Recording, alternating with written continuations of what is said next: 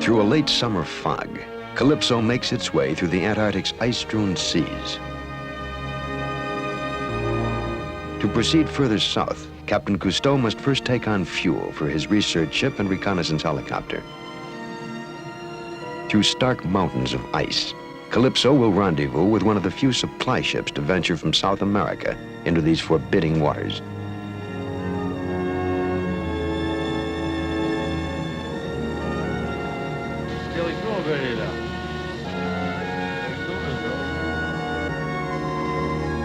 The supply ship sighted, Calypso slowly makes her way to the protected anchorage of Melchior Archipelago. The support ship from the Argentine Navy has crossed the Drake Passage from South America with a vital supply of oil and gasoline.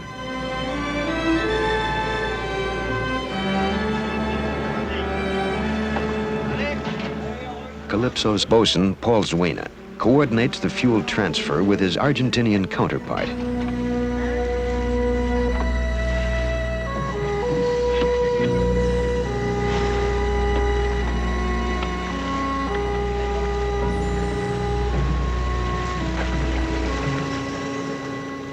The Argentinians wish Cousteau and his crew safe passage as Calypso continues on her journey south. Calypso has already traveled 9,000 miles since the launching of the Antarctic expedition 3 months before from her home port of Monaco in southern France. In their greatest adventure, Captain Cousteau and his team have sailed the Mediterranean Sea, down the North Atlantic Ocean, across the equator. They continued along the coast of South America to its southern tip at Tierra del Fuego. Then they crossed the tempestuous Drake Passage to the frozen offshore islands of the White Continent. Off King George Island and on the shores of volcanic Deception, diving explorations were made. And now Calypso travels toward the Antarctic Circle and beyond, down the frigid finger of the Antarctic Peninsula that points back to the known world.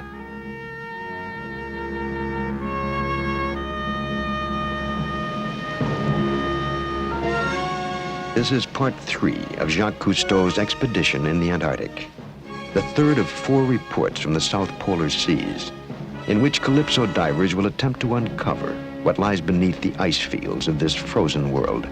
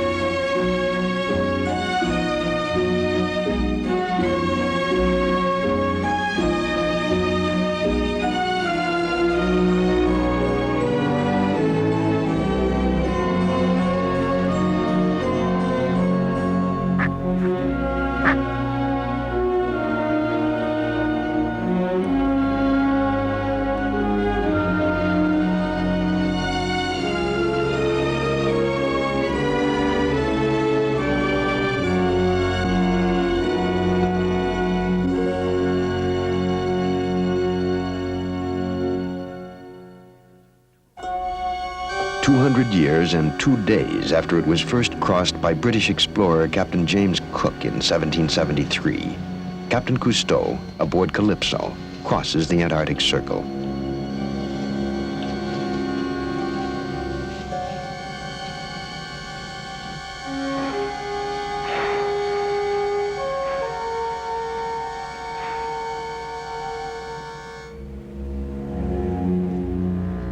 In the Antarctic, we have seen very few large whales, but packs of killer whales still thrive.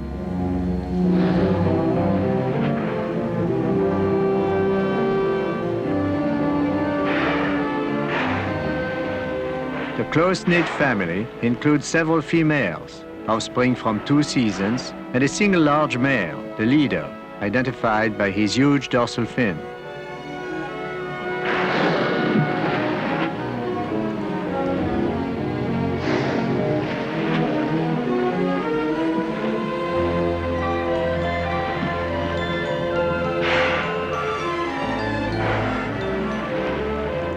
They feed on fish and squid. Occasionally, they enrich their menu with seals, but they certainly don't deserve the epithet killer more than any other animal.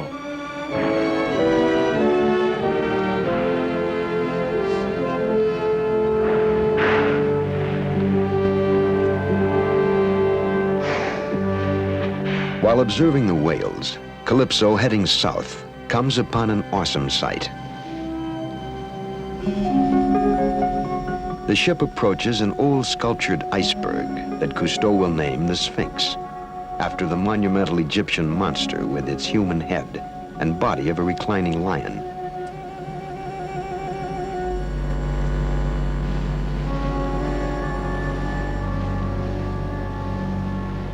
The white Sphinx of the sea is a tabular berg spawned by an ice shelf several years ago. It is stranded and could break or capsize in heavy seas.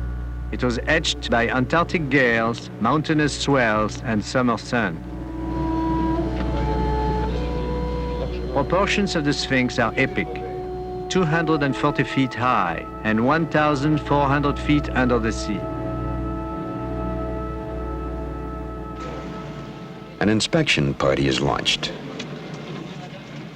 The exceptionally fine weather allows Cousteau to bring Calypso close to the weathered iceberg, trusting that the swells will neither disintegrate the Sphinx nor turn it over.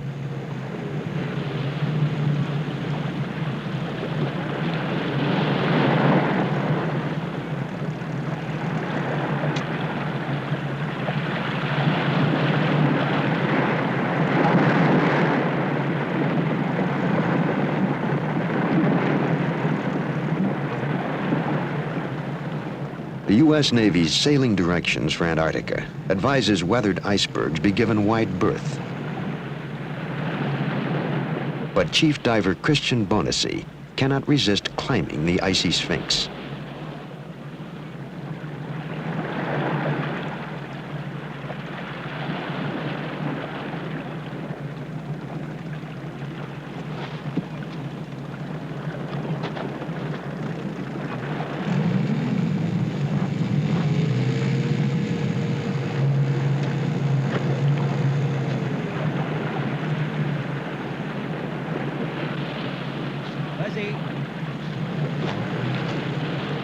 Now for the others too, danger is forgotten as the adventurers succumb to the excitement of a grandeur rarely experienced before.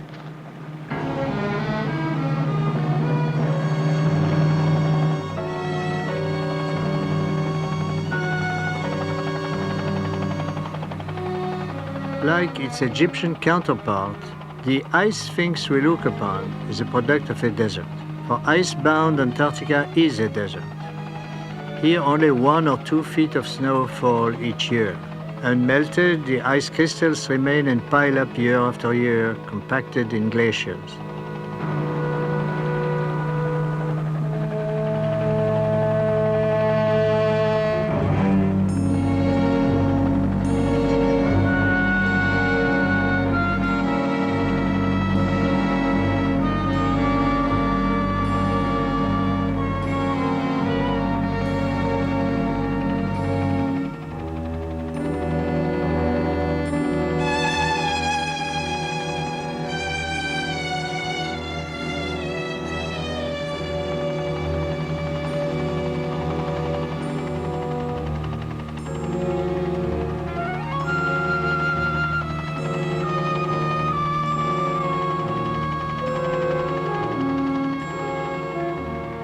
"45,000 years before the construction of the colossal Sphinx at Giza, the snow that created this ice mass fell.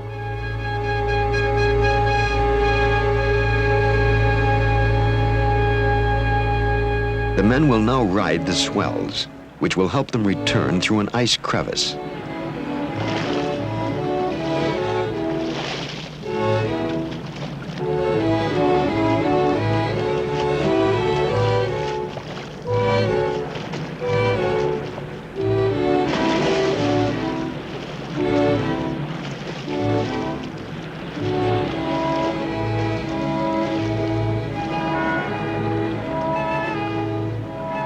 Now they will dive to the extended underwater foot of the Sphinx, which has been detected by Calypso's sonar.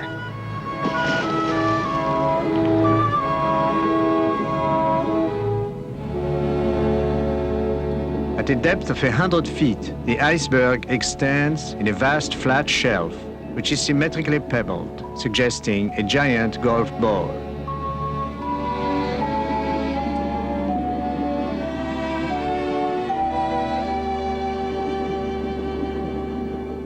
The salt in the seawater has probably eaten away at the freshwater ice to create this phenomenon of underwater art.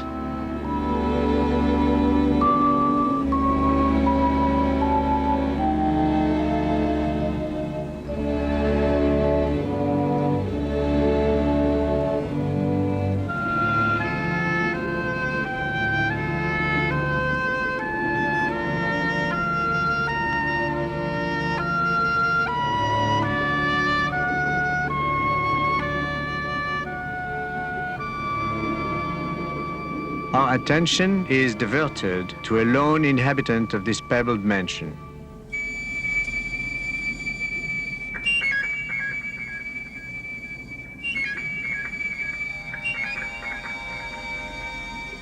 It is a small larval fish that, while transforming into a juvenile, dropped out from its school. Such weaklings often seek shelter from seals in small crevices along the icebergs. The tiny fish's body is still partially transparent, matching the ice cape. Its eye is brilliantly reflective, a lonely beacon in this frigid wilderness. It is a wandering will-o'-the-wisp.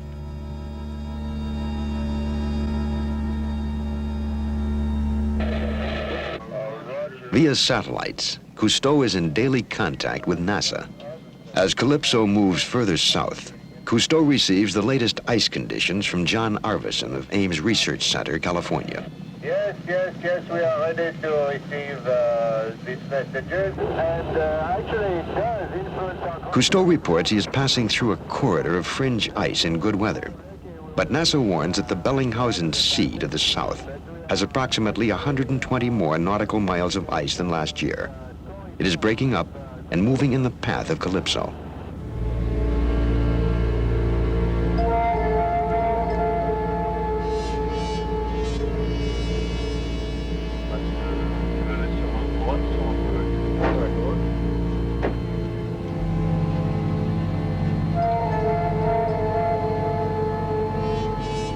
The pack ice moving toward Calypso becomes increasingly consolidated.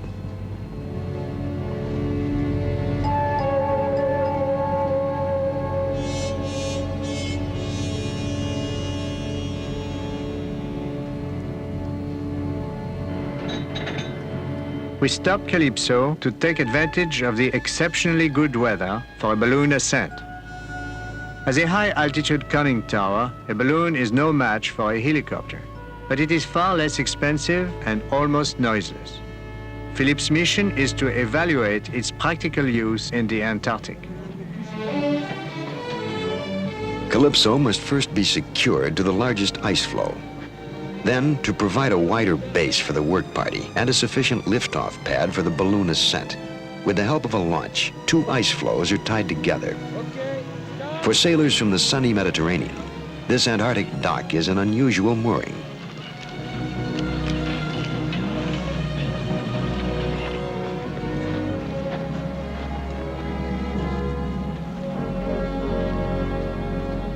With the balloon transferred to the launching pad, preparations for the ascent will begin.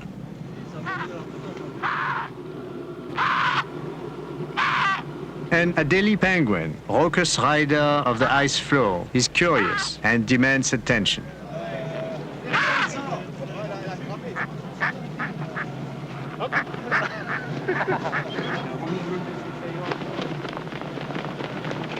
Jacques, y a un vent là? Philippe signals the lighting of the propane burner. To inflate the Calypso balloon, hot air is forced into it by a large ventilator.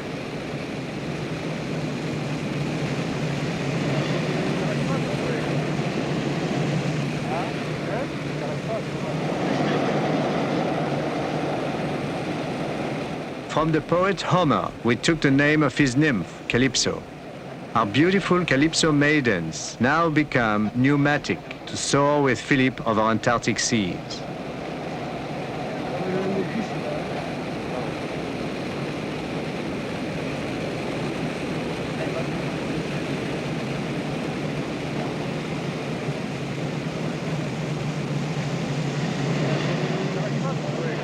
Philippe and Louis Preslin are ready to ascend in the first hot air balloon flight over the Antarctic.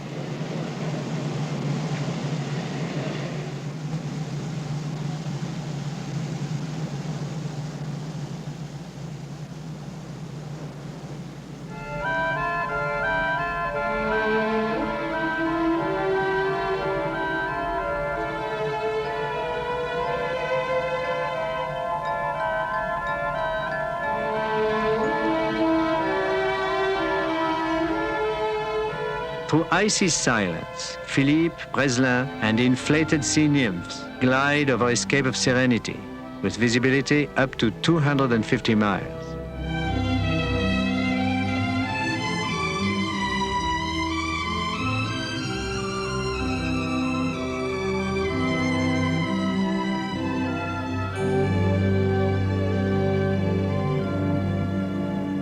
Balloon flights have always been hazardous. Here, the risk is compounded by flying over 29-degree water in which, if ditched, a man could not survive long. But in the event of mishap, our helicopter will come to the man's rescue.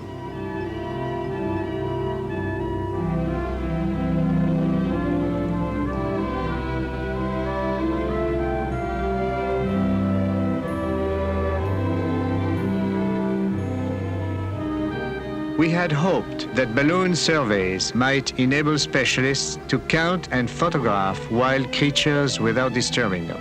However, as we drift over animals, we find that they do look toward the sky with some concern.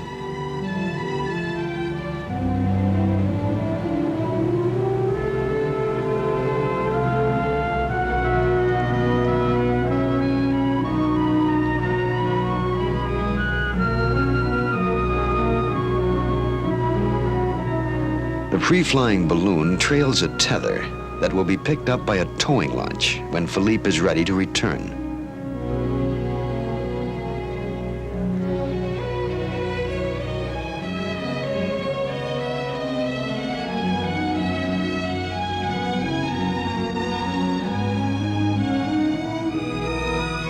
Here in the Antarctic, because of the remarkable absence of particles in the air, Philippe Cousteau can see the chaotic drifting ice pack stretching 200 miles. It would be impossible for Calypso to sail across this formidable barrier. However, there is a narrow coastal channel blocked with pack ice and towering walls of icebergs that Calypso might be able to pass through, in the hope yet to dive beneath solid fields of ice.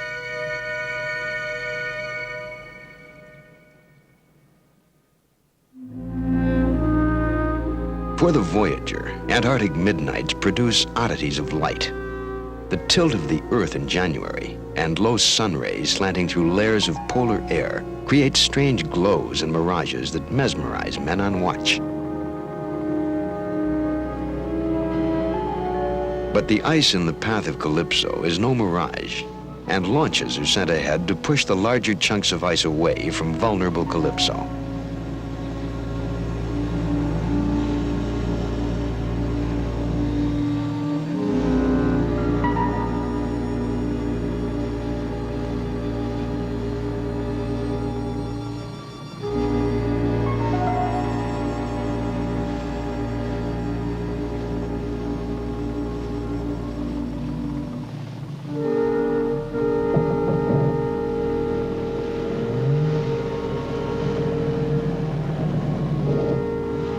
It is a hazardous penetration. As far beyond the Antarctic Circle, Calypso bores on through hummocked ice, now become too large for the launches to easily handle.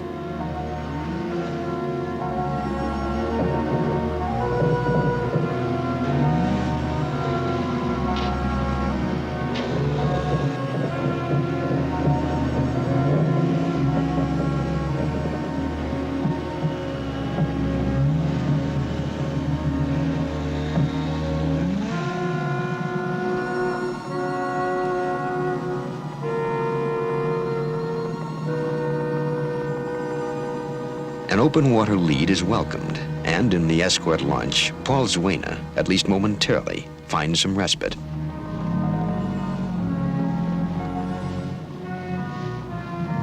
Calypso's thick steel observation chamber lends protection here, but the propellers and rudders are exposed and vulnerable.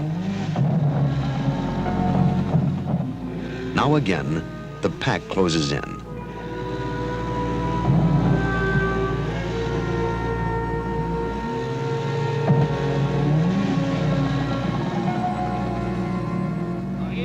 The broken ice is moving slowly north through the channel.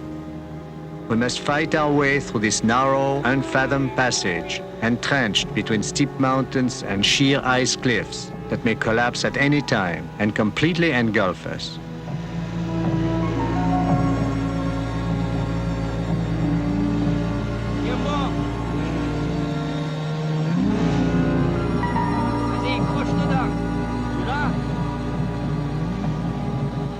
To no avail, we attempt to work the consolidated pack. For the first time, I begin to doubt. Could we become beset, so surrounded by ice that Calypso would lose control and movement?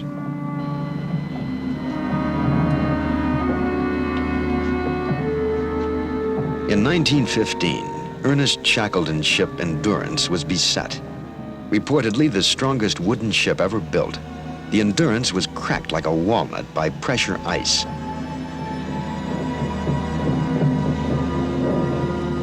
Now, all around Calypso, there is ominous ice and grinding peril. We are trapped.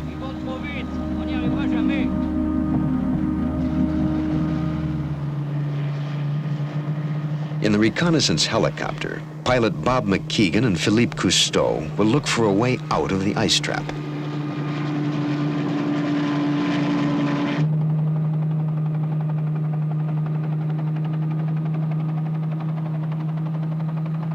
Amidst the encircling pancake ice rises a colossal new iceberg, recently broken off a continental ice shelf. This obstruction is in the path of Calypso.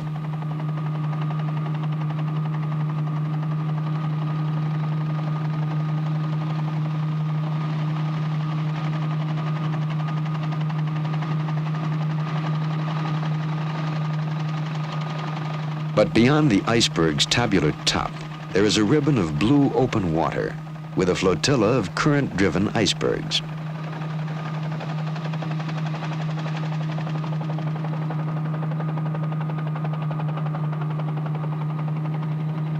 Bob McKeegan and Philippe change course in search of a safe passage for Calypso to the open water.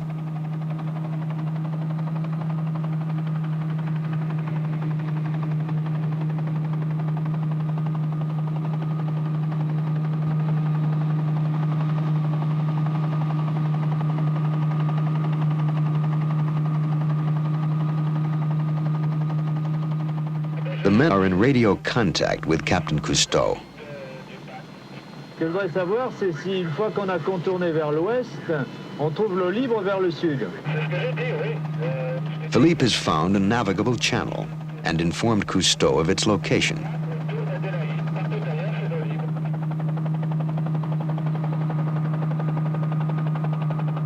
Calypso and the helicopter will rendezvous near an aged iceberg, now grounded in the Narrows.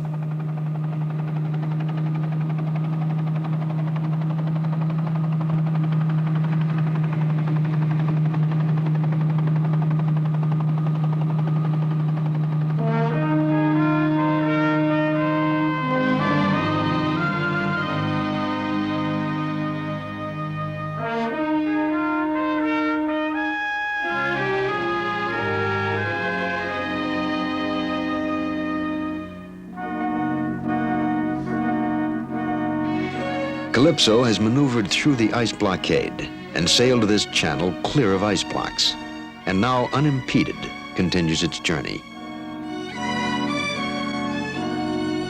Aboard Calypso, we all breathe more freely. We have avoided major damage. We have escaped the ice blockade with only minor scratches along our hull. Between the sheer continental ice cliffs on both sides, we find ourselves in whiskey ice, through which we can travel easily.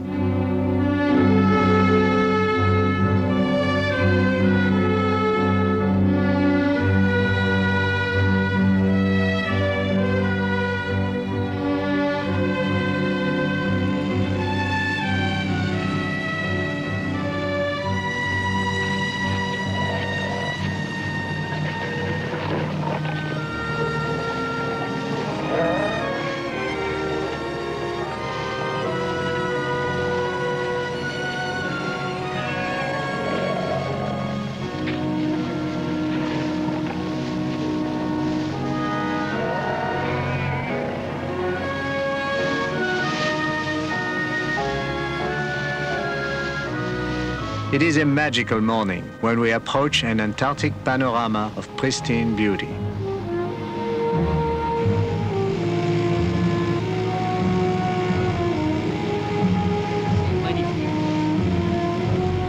The men will call the crown jewel of this sparkling coastline Mystic Mountain.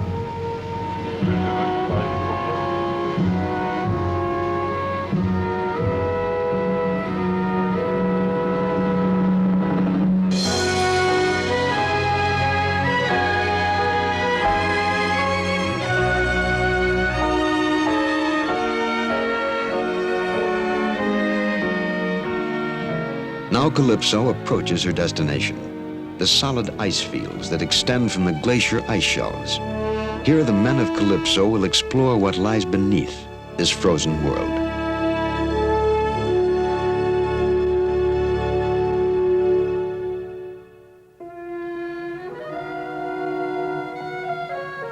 Calypso has worked her way south to an almost inaccessible bay, heavily populated by seals.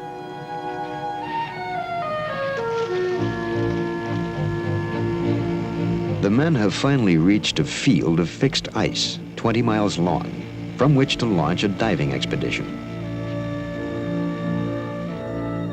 Calypso will now be moored to a dock of solid ice connected to the shore.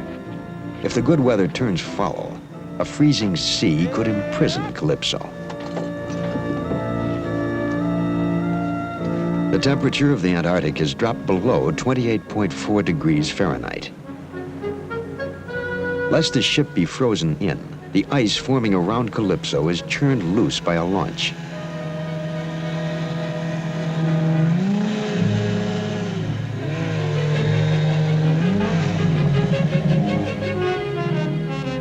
On improvised sleds, Cousteau and crew man-haul their equipment over the ice, as did British explorer Robert Scott during his ill-fated race to the South Pole. Cousteau, in search of seal holes, observes the ice pack is cracking. They may not come back walking. They may need boats.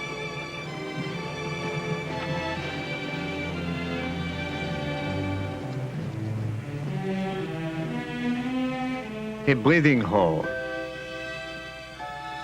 Through ice 6 feet thick, the hole was gnawed round and smooth by Weddell seals. The holes are sometimes shared by crab-eater seals.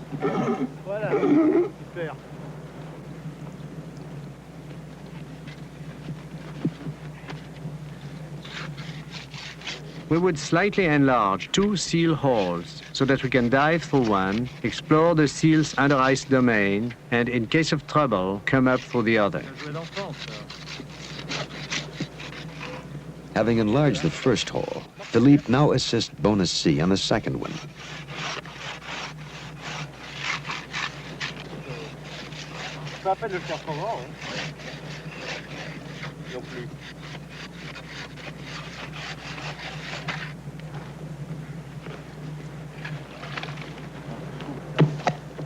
We wonder if seals will use holes enlarged by man. C'est la largeur.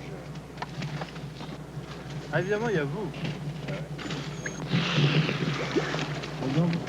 Ouais. Doit être bien. Under the ice here, the sea is 2,000 feet deep. Weddell seals can reach that depth. We will attempt to photograph their descent. Hein?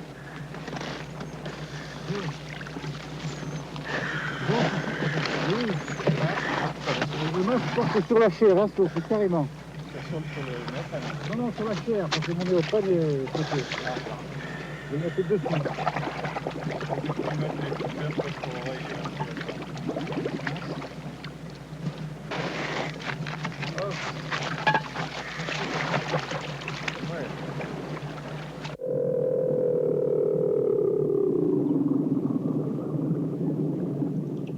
In our acoustical cyclorama, we can hear the seals calling from miles around.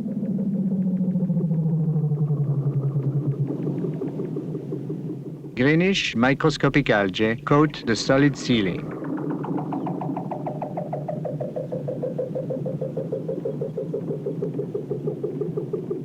Weddell seals spend a harsh winter beneath the ice, where it is warmer than above. From the unfathomed darkness come sounds from seals foraging hundreds of feet below.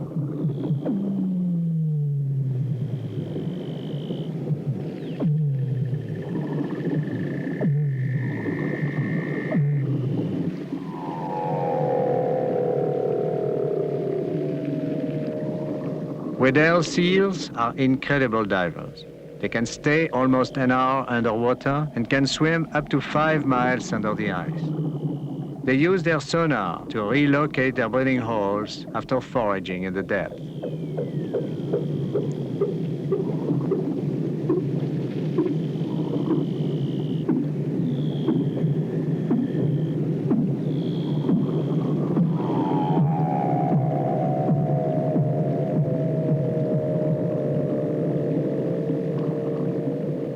The seal holes are beginning to freeze. It is time to leave. Unlike Weddell seals, we cannot know our way out.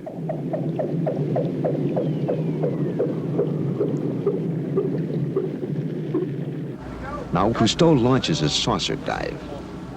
The survival of some Antarctic fishes in sub-freezing water has long been a puzzle. Most intriguing is the nearly legendary elusive ice fish, known to have no red blood cells.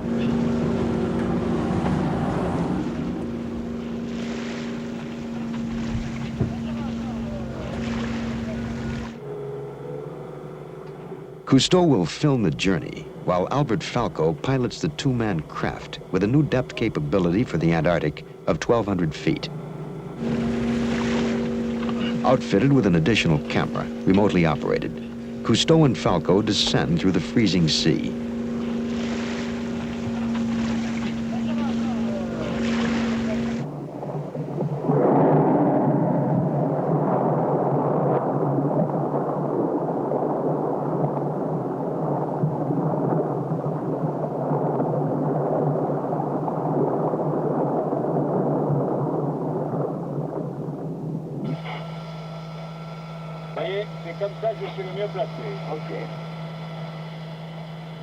We dive down along the flank of an iceberg to see what kind of life survives under these extreme conditions. Our first encounter is a strange one.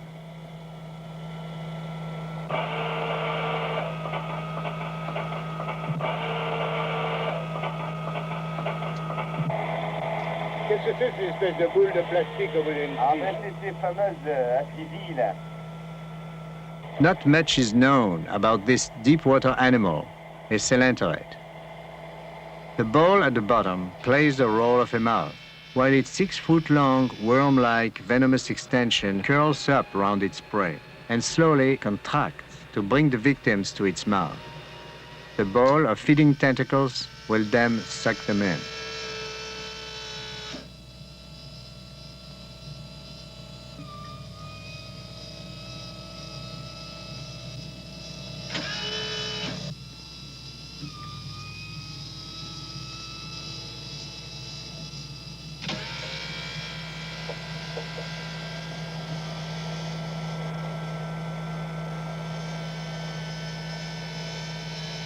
Ah bah voilà, une de ces méduses.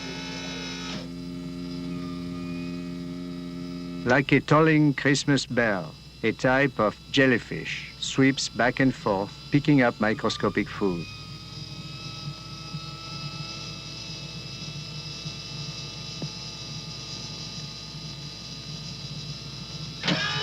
We come upon a sluggish snailfish, a pink, cold-water gelatinous creature undulating as it feeds in the diatom ooze with its sucking disc.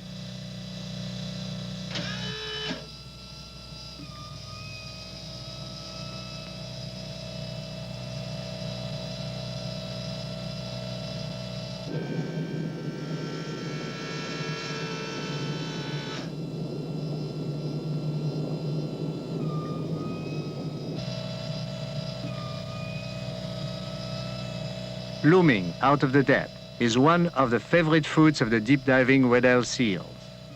They are squid, revealed by our saucer lights on the reflective and probably fluorescent pigment in their bodies.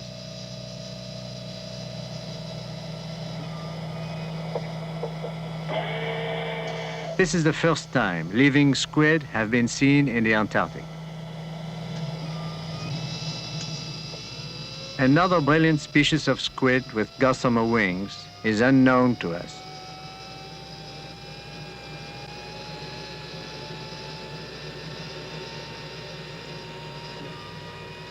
Finally, the icefish, found only in the Antarctic and never filmed before in its natural environment. When the temperature drops below -2 degrees centigrade, the icefish generates a kind of antifreeze in its blood, which contains no red cells or hemoglobin to carry oxygen.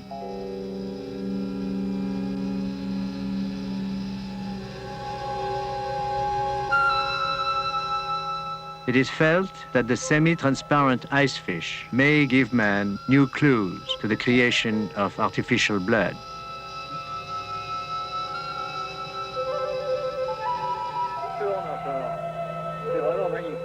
The crowded world we live below thrives at the very edge of life. In water 2 degrees colder, nothing would survive. Quelle est la profondeur, la BVR? Falco aims the propulsion jet nozzles upward to signal the saucer's location for its recovery by Calypso in the fast-freezing sea.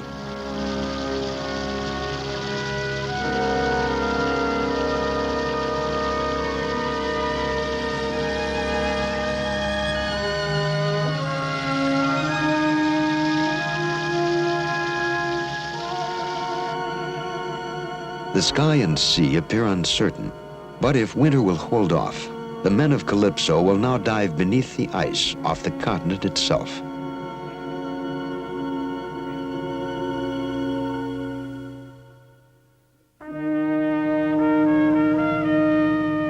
In late January, chilling breezes, promises of an early winter, move between fragmented icebergs, broken off from glaciers and scattered by surging seas.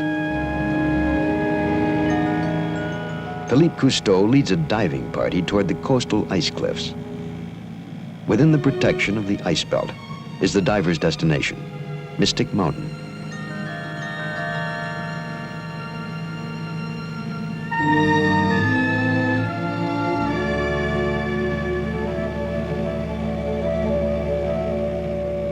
The men will begin the dive from the flat seawater ice.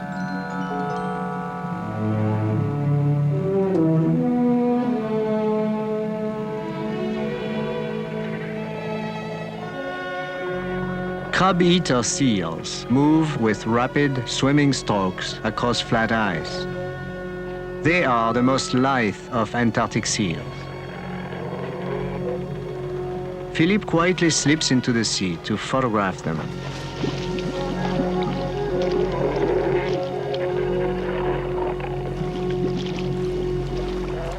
The crab-eaters should be called krill-eaters, for the Antarctic's small shrimp-like crustaceans are their principal diet.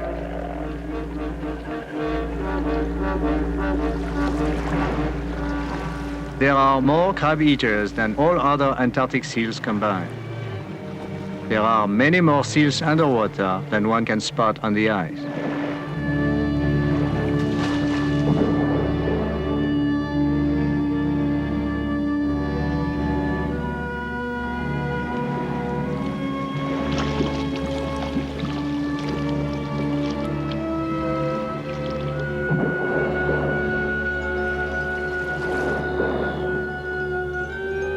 Antarctic explorers of all have reported hearing from above the sound of seals calling to each other below.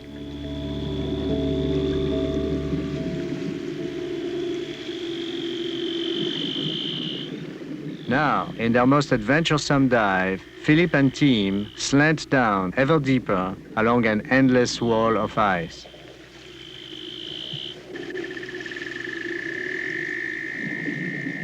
The men hear the seals' distant voices, and in the layered caverns, the heaving and cracking of ice.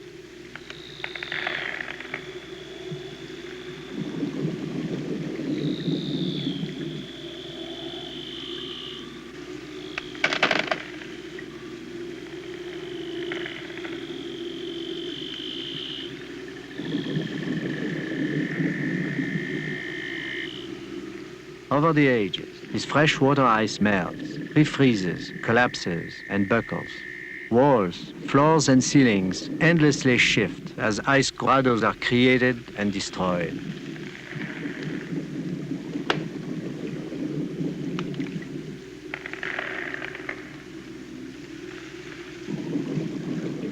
The disintegrating crystal caves could, in a moment, shatter and become icy tombs.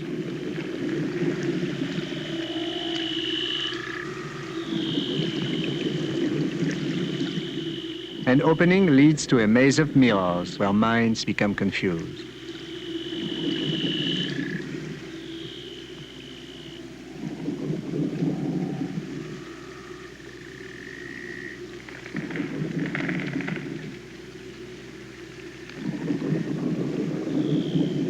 The men continue deeper through the labyrinth to the alarming accompaniment of cracking ice and the endless, eerie songs of seals.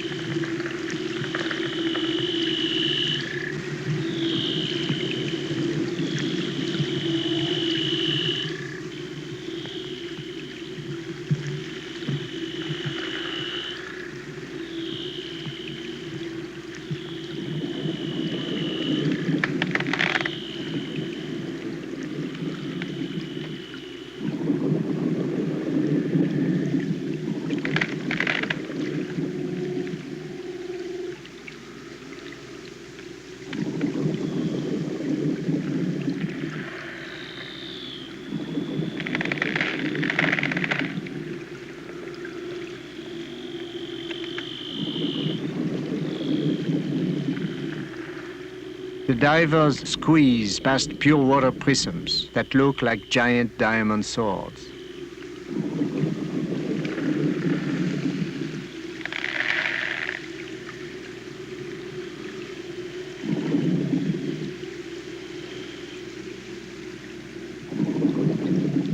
The men emerge through a narrow ice cave and are at last outside the caverns.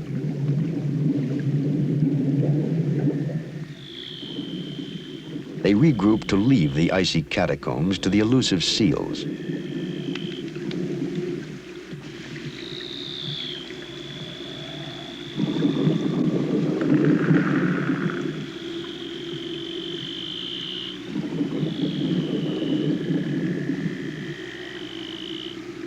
It's time for the divers to follow the bubbles from their air tanks to the haven of the surface.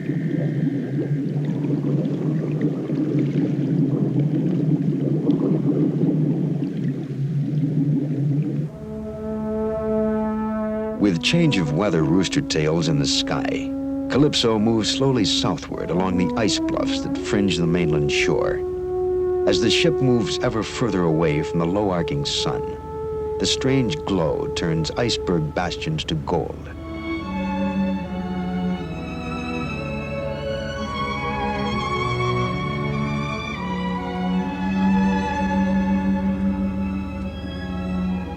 Here, the shades of ice evoke the sense of the desert. The Antarctic continent is a desert bathed by a very fertile sea. In this land of paradoxes, we are lone voyagers, accompanied only by our own reflection cast by the passing summer sun.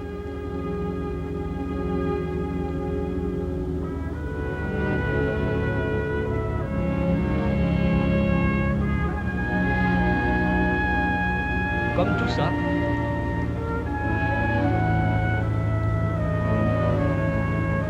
C'est rentré, sorti. Against the immensity of this timeless scape, we are but passing shadows.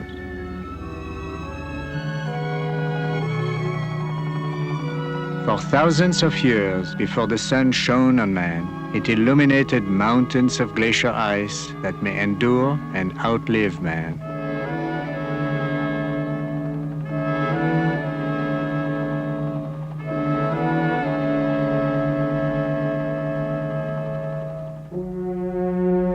For us, the austral summer is running out of days.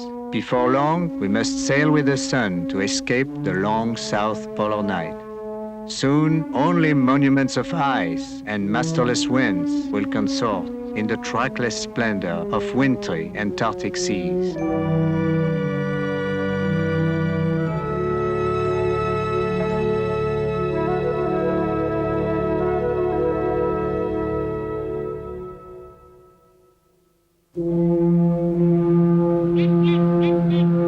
Off the Antarctic continent, Calypso is buffeted by screaming winds that will rise to 100 miles per hour. Cousteau's ship is to be assaulted and grievously injured by armadas of driven ice. Ice-encrusted, visibility near zero, Calypso, dependent upon radar and NASA satellites, will fight for her life as she tries to escape the Antarctic winter in Part 4 of Cousteau's expedition in the Antarctic, Blizzard at Hope Bay.